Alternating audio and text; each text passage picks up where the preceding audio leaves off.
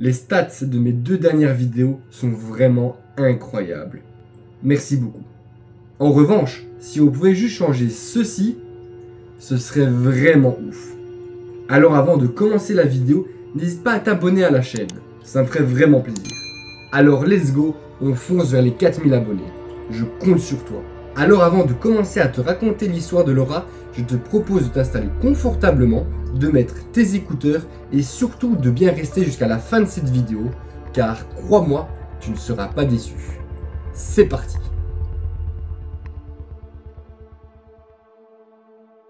Tout d'abord, cette histoire s'est passée quand Laura avait 12 ans. Aujourd'hui, elle en a 17. Laura vit dans une grande maison, située entre la rue et un cul-de-sac. Il faut juste savoir que la disposition de sa maison est un peu bizarre. Il y a le rez-de-chaussée avec le salon et la salle à manger, puis un étage avec les chambres, un grenier et il y a aussi un sous-sol qui mène à la cave et aux 2 garages. Laura nous dit que quand on rentre dans la maison par l'entrée côté rue, on est au rez-de-chaussée, alors que quand on entre par le côté cul-de-sac, on a une hauteur équivalente à 2 étages. Bref, Laura nous dit que c'est compliqué à expliquer, mais personnellement je pense comprendre ce que Laura veut nous expliquer, et en fait je pense qu'il s'agit d'une maison à 2 façades. Il y a une façade côté rue, où quand on rentre dans la maison on est directement au rez-de-chaussée, et de l'autre côté, le côté de la façade côté cul-de-sac, le trottoir est beaucoup plus bas par rapport à l'autre côté. Je sais pas si t'as capté. Et petite info supplémentaire, il faut juste savoir que Laura est très réservée et très timide et qu'elle déteste plus que tout les appels téléphoniques. Elle appelle quasi jamais et répond très rarement aux appels masqués.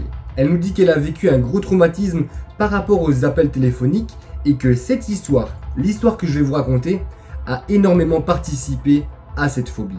Donc, Laura a 12 ans. Elle est à l'école. Et à l'école, elle est très souvent absente. Il faut savoir que Laura a de gros problèmes de santé et que donc elle est beaucoup absente à l'école. Mais actuellement, elle a trouvé un traitement qui semble bien marcher pour elle. Donc, un jour, Laura était seule et malade. Et elle était dans son salon. Elle jouait avec son chat. Puis, par pur hasard, comme souvent, le téléphone sonne. Le téléphone fixe de la maison. Là-dessus, Laura, elle se lève, un peu saoulée, mais elle va décrocher. Et là, elle entend clac. Et ça raccroche. Bref, Laura avait l'habitude, c'est un peu chiant, c'est même très gavant, mais bon, ça arrive, tant pis. Du coup, là, Laura décide de retourner jouer avec son chat. Et là, quelques minutes plus tard, rebelote. Ça sonne, Laura va décrocher, et à nouveau, rien. Il faut juste savoir que c'était des numéros masqués et que le téléphone fixe de la maison a une sonnerie spécifique quand c'est un numéro masqué. Bref, il est bientôt l'heure du midi et Laura commence un petit peu à avoir faim. Du coup, elle va dans la cuisine pour se préparer un sandwich. Et à travers de la fenêtre de sa cuisine, Laura aperçoit des gens qui font des allers-retours dans la rue. Ou plutôt, une personne. La silhouette était de même taille, de même corpulence, de même couleur. Toujours la même personne. À croire qu'elle cherchait quelque chose. Mais bon, là-dessus, Laura nous dit qu'elle trouve ça vraiment spécial qu'un type s'amuse à faire des allers-retours dans la rue. Mais bon, si c'est son kiff. Mais bon, là-dessus, Laura a terminé son sandwich et elle retourne dans le salon pour manger à côté de son chat. Puis environ une demi-heure plus tard, un nouvel appel venant du téléphone fixe retentit à nouveau. Laura ne savait pas si c'était exactement le même numéro qui avait appelé quelques minutes auparavant. Mais bon, Laura se lève une énième fois, un peu énervée, un peu en colère, avec un petit peu de seum, mais elle décroche. Et là, elle entend quelque chose. Il faut savoir que cette fois-ci, Laura n'avait pas dit « Allô » en décrochant. Car quitte à se faire raccrocher au nez, autant rien dire. Donc, ce qu'elle a entendu au téléphone lui a glacé le sang. Il s'agissait d'une respiration. La respiration d'un homme. D'un homme comme s'il était stressé ou bien essoufflé. Une respiration profonde et assez rapide. Donc là-dessus, bien évidemment, Laura est perplexe et répond « Allô ?» pour la première fois depuis plusieurs secondes. Et la personne, l'homme, au bout du fil, surpris de la réponse de Laura, lui raccroche au nez. Là-dessus, Laura regarde son téléphone. Elle est un petit peu perturbée. Mais bon, voilà, c'est comme ça. Elle retourne dans le salon pour regarder sa série. Environ 1 heure après, à nouveau, le téléphone fixe se met à sonner. Mais cette fois, Laura a eu un très mauvais pressentiment, une sensation vraiment désagréable. Elle ne sait même pas pourquoi. Mais cette fois-ci, elle a vraiment hésité à décrocher le téléphone. Alors là-dessus, elle prend son courage à deux mains, elle est plutôt énervée, mais elle veut savoir qui est cette personne. Et du coup, elle décroche. Allô?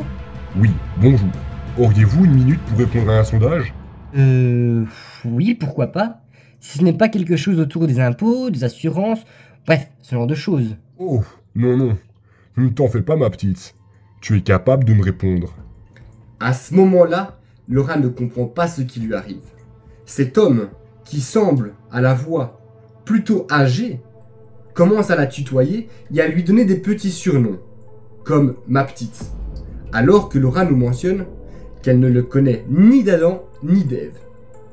Bref, c'est un inconnu. Très perturbée, Laura s'apprêtait à le remettre en place en lui disant d'arrêter de l'appeler comme ça, jusqu'au moment où l'homme s'est remis à parler. Avant ça, tu pourrais me dire ton âge? Non. Pourquoi vous voulez savoir ça?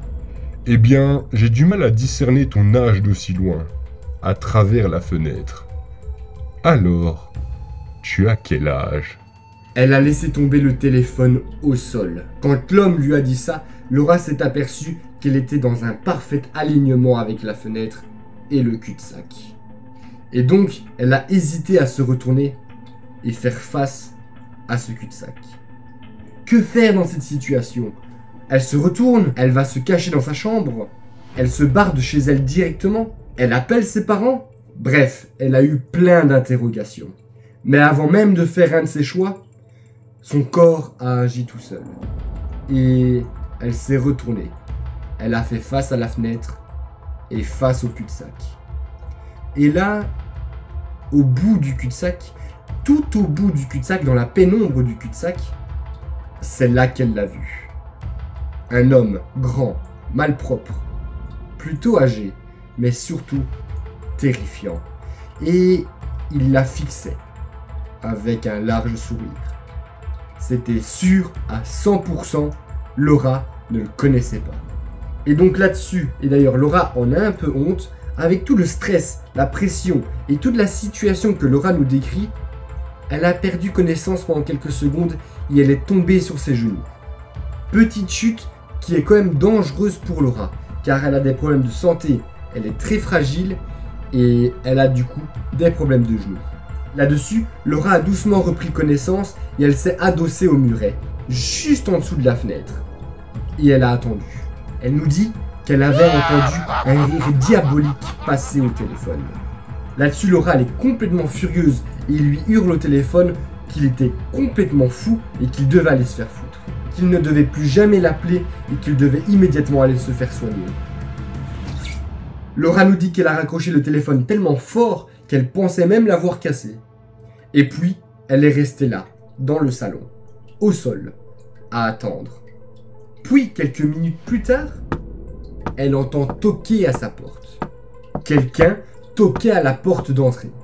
Puis là-dessus, Laura a réussi à se relever. Malgré les grosses douleurs qu'elle a à ses genoux, Laura parvient à se relever et à se diriger vers la cuisine, dans le but de regarder par la fenêtre de la cuisine qui était devant chez elle. Petite information supplémentaire, lorsque la lumière de la cuisine est éteinte, il est impossible de voir de l'extérieur. Et donc, par hasard et surtout par chance, lorsque Laura avait fini son sandwich, elle avait bel et bien éteint la lumière derrière elle. Donc Laura est devant cette fenêtre. Elle attend, elle observe, elle est très stressée. Elle essaye de voir qui se trouve devant chez elle.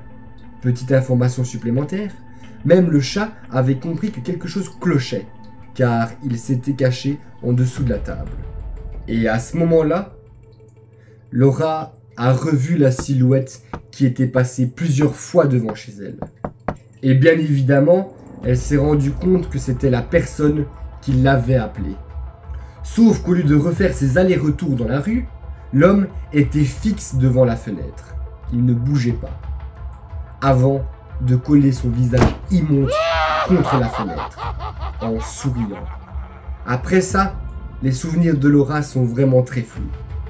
Elle se rappelle qu'elle avait été vérifier que la porte était vraiment bien fermée, puis elle a foncé dans sa chambre pour se mettre sous sa couette, dans le but de se changer les idées et de faire passer le temps. Et surtout dans le but d'oublier ce type qui est devant chez elle. Laura nous dit qu'elle ne sait même plus comment elle est parvenue à monter jusque dans sa chambre avec ses douleurs aux genoux, et elle ne sait même pas nous dire si l'homme a continué à toquer.